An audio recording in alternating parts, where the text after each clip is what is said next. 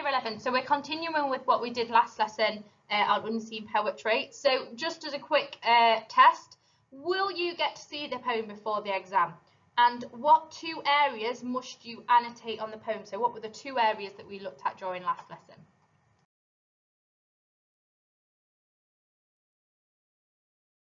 Just as a quick reminder then, although you should already have this question written down in your book from last lesson, how does the speaker explore ideas about relationships breaking down? Okay, so last lesson we spoke about the fact that obviously the focus is relationships breaking down, and that's what we annotated for. So what I've done on the next 2 slides is just attached obviously the conversation that we had last lesson, where I spoke about the different language features that we could pick out and the different structural features, okay, because you are going to write a response today.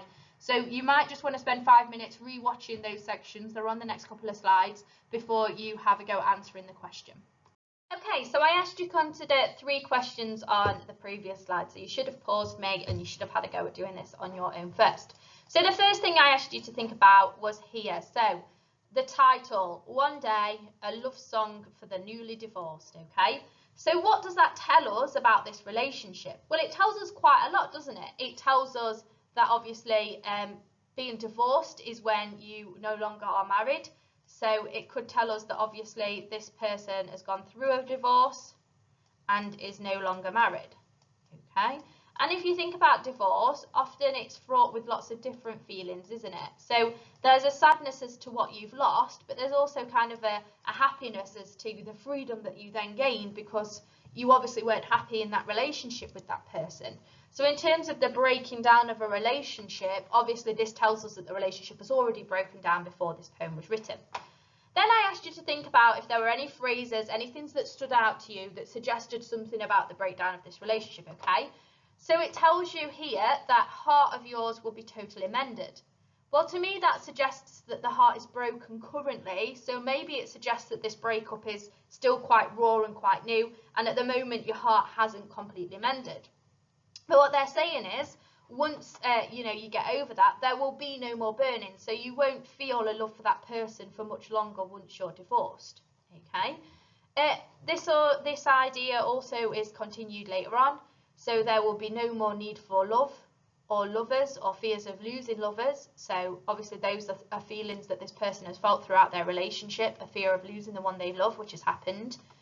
And there will be no more burning tinders with which to light a new fire. So the idea that obviously that burning that we feel when we're in love with someone, it won't be there anymore, but you also won't feel the need for it as much anymore. Okay. There will be no more husbands. So it suggests that obviously this is written from a female perspective and we're thinking about having a husband or not having a husband in this case, okay? And obviously again there's more imagery later on, so there will be no more reason to shed tears. So perhaps this person has upset you at some point in your relationship, and you will be mended as the bridges. So if somebody's mended a bridge, that's what you'll be like, you'll be fixed up again, okay? So the thick air will be vanquished with the tide, and the river that was completely corrupted by lies will be cleansed and totally free. So this is imagery, isn't it? So the idea of fog, we've spoken about fog last week when we looked at Scrooge and obviously the weather. So the idea of being blinded by what's happening. So maybe there was lots of lies within this relationship. Well, now they've broken up. This person can clearly see, and it is obviously able to see all of the wrongs that were kind of done to it. So lots of imagery here then that talks about the breakdown of relationships. So thinking back to our question on our previous slide, so how does this poem talk about the breakdown of relationship? Well, they talk about perhaps feeling pain now, but then it being healed as the process moves along and as you move through time. So that is the first steps of looking at the unseen poetry, okay? So you have to look at the question, read the text and find anything to do with language that relates to obviously the idea of the question. Now the second thing that they're looking for you to be able to do is have a think about structure. Now we've done structure previously in poetry, especially when we did the love and relationships anthology. So the first thing I would say when you're looking at structure is you can think about the title. Absolutely, it is a part of the structure, it starts the text off. So we've already talked about that, haven't we? We've spoken about the fact that it clearly states that this person is going through a divorce, so we clearly know that their marriage has ended, which tells us about a broken relationship, yeah? So the title is something you can discuss. The next thing that you can have a look at is if there's any rhyme scheme, okay? And we pay attention to these end words within the first kind of stanza, okay? So, covering and mended, do they rhyme?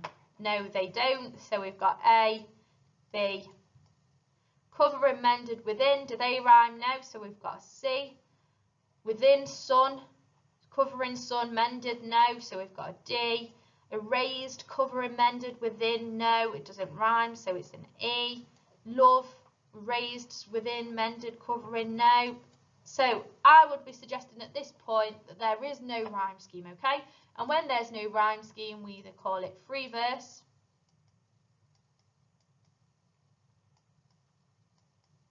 or we can call it blank verse, okay?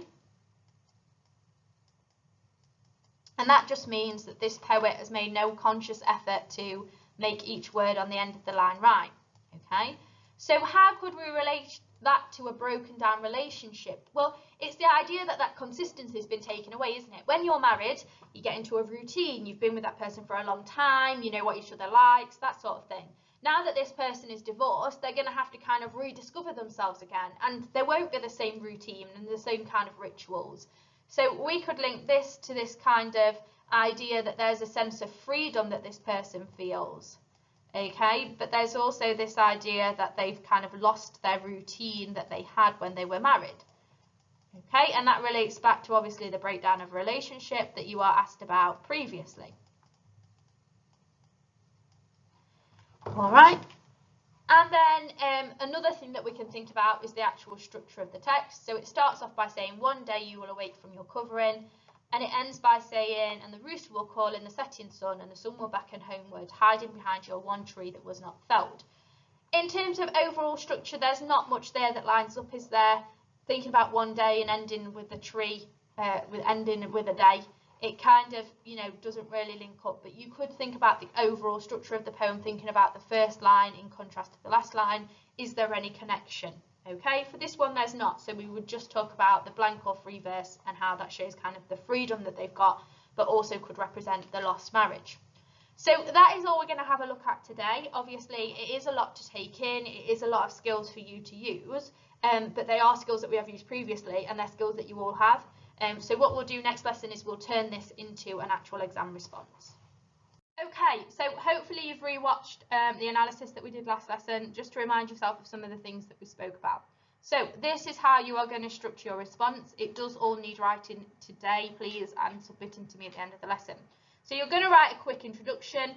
It doesn't need to be as detailed as previous introductions have been, okay? It just basically needs to say, how do you think this poem presents an idea that this relationship is breaking down? So you could say that obviously it's clearly broken down previously because now they're at a point of divorce. You could be saying that obviously you can see that it's broken down previously and now it's about thinking about life after a broken relationship. Whatever you think is happening in this poem, okay? So your introduction is going to be very short. Make sure that you use this line here. So in the poem it is clear that the relationship is broken down. This is evident through the writer's use of language, form and structure, because obviously that is what you are analysing. You're going to use that line for every single one of your unseen poetry essays. So the first thing you need to do is a peek on language. So all of those quotations that we looked at in terms of you know, what they were saying about the breakdown of this relationship, you're going to turn that into a peek paragraph, okay? And that peek is going to be about how they use language to present the breakdown of this relationship. So what do they do that lets you know that this relationship is broken down? And then the second section you're going to think about is your PEE on structure, okay? And that is going to be the second set of analysis that we did about the rhyme scheme. So you're going to tell me that they use the structural feature of blank verse or free verse. You're going to tell them how you know that, and then you're going to tell me what that shows you about the breakdown of the relationship.